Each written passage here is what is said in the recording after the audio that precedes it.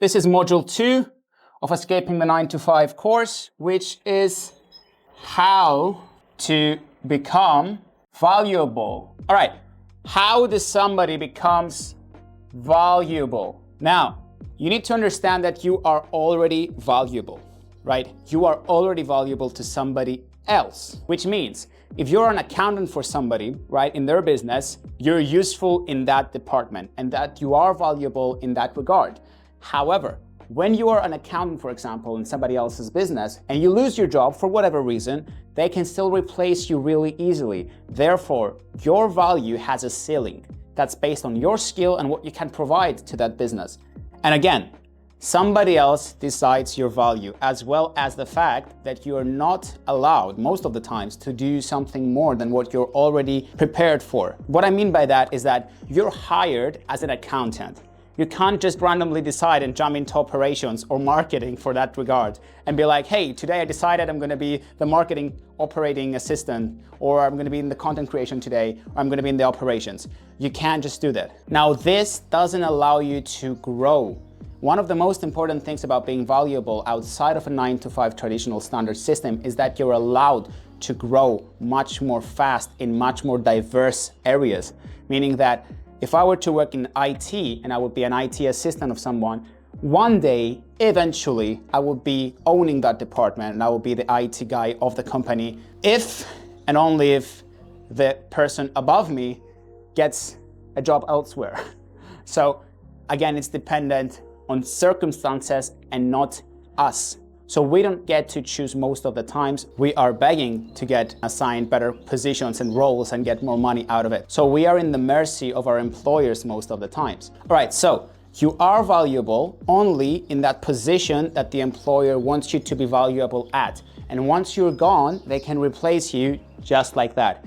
Meaning that you have a cap and a ceiling on how much money you can make that is decided not by you, but by your employers. So how do you then become valuable as an entrepreneur and not in a 9 to 5 standard? Well, the first thing you have to identify is, what can I offer? So what can I offer, right? You have to think to yourself and get back to your roots and think, okay, what skills do I have and what can I offer to people? And the thing is, everybody out there is good at something, right? Everybody has something that they're really, really good at, either inherently or that they practiced when they were little children and then forgot about it, but it's useful to the world and they can use it as a weapon to make some money and start a business out of it. Now, for example, in my own personal case, when I needed money and I didn't have a job and things were hard, I thought to myself, okay, what can I offer to the world? And I remembered that, hey, I'm good at editing, for example, or I'm good at creating videos. And I thought to myself, okay, how can I make money out of this? Who can I be of service so that I can make something for them using that skill that I already know and then make money out of it? So I started cold calling photography studios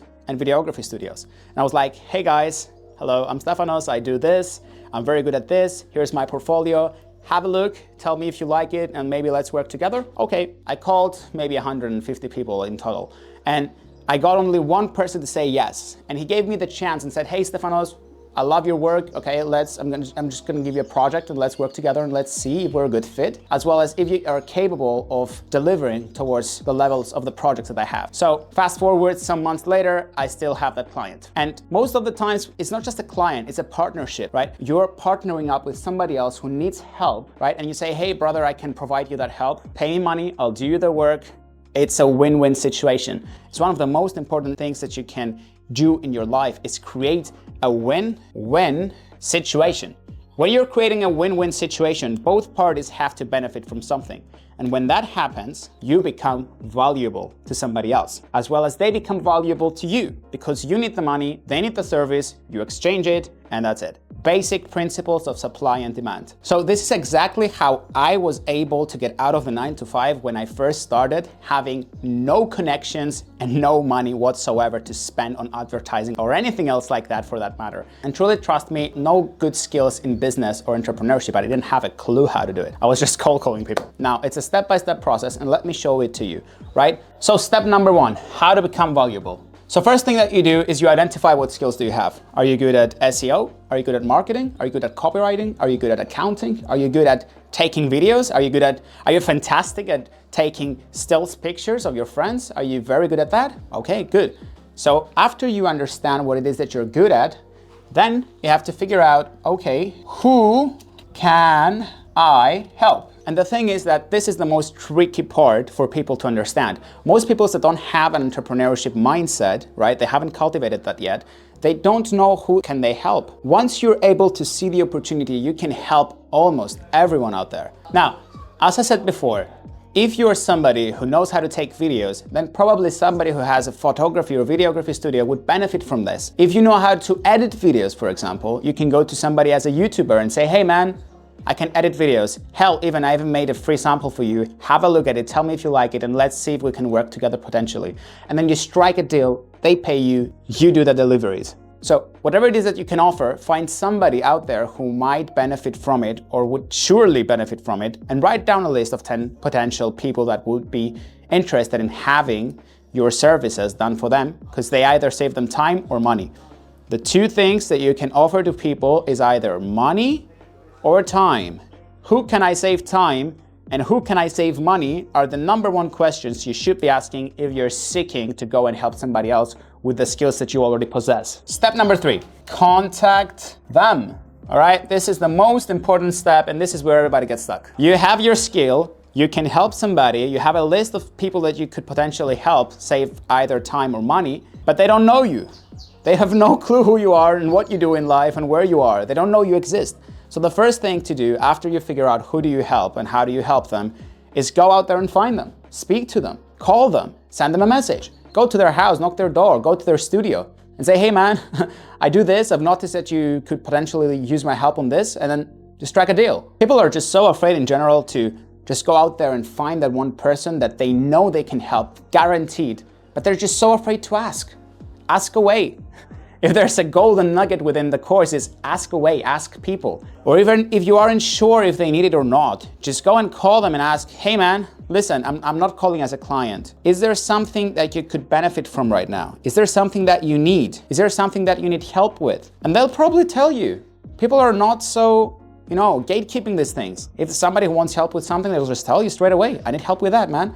Can you do it? Yeah, man, of course I can do it. Awesome, okay. How much do you charge? You won't have a clue how much do you charge. So most of the times people don't know.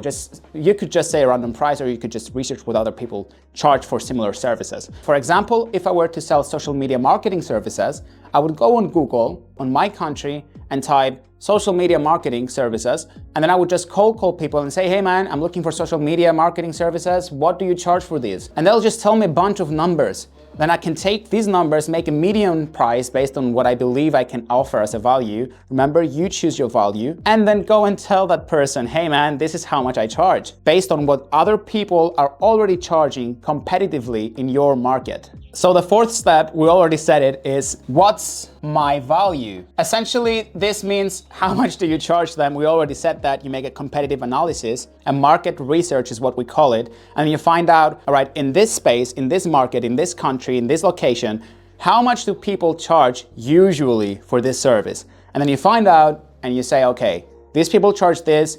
I believe that I can do this, all right, and offer this value, and maybe I can offer something better than them, and I charge this. Maybe start with a lower price or start with a higher price, depending on what you believe. I'm not gonna judge you on that, nor give you guidelines. The guidelines are out there. Go and find them by doing a comprehensive market research.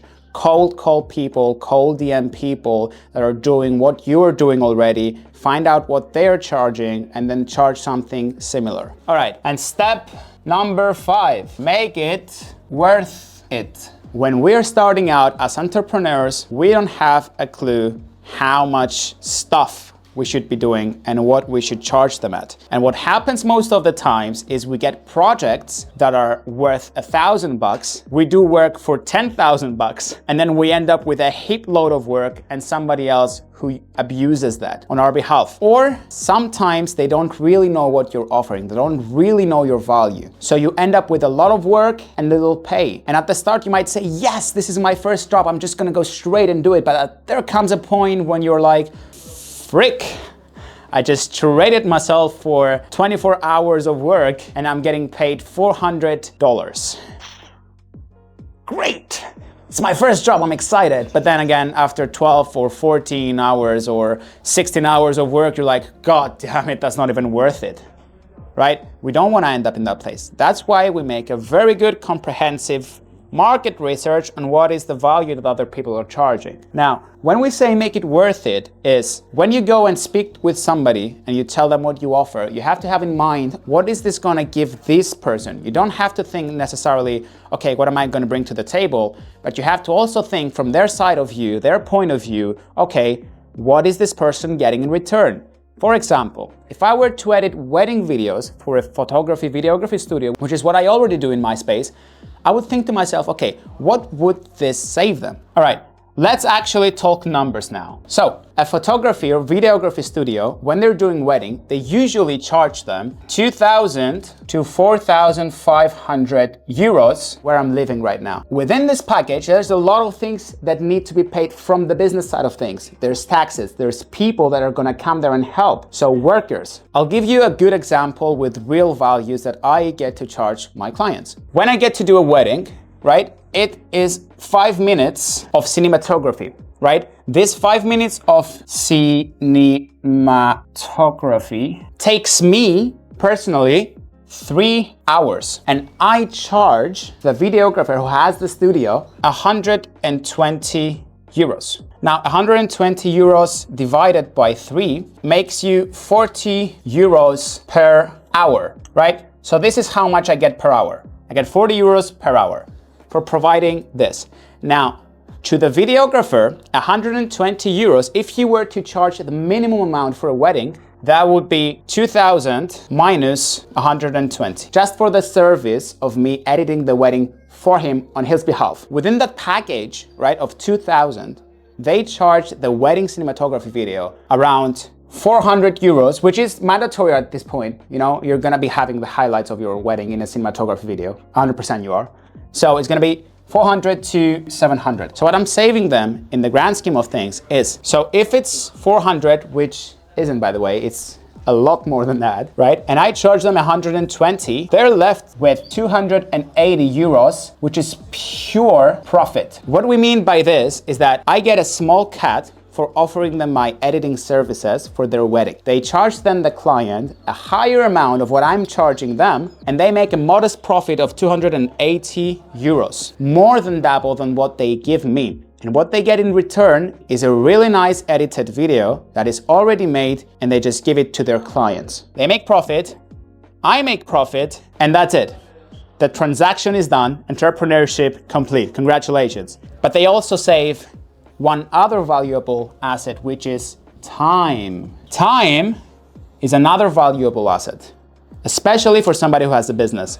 So, as I said before, you either save them time or money. If you can do both, amazing.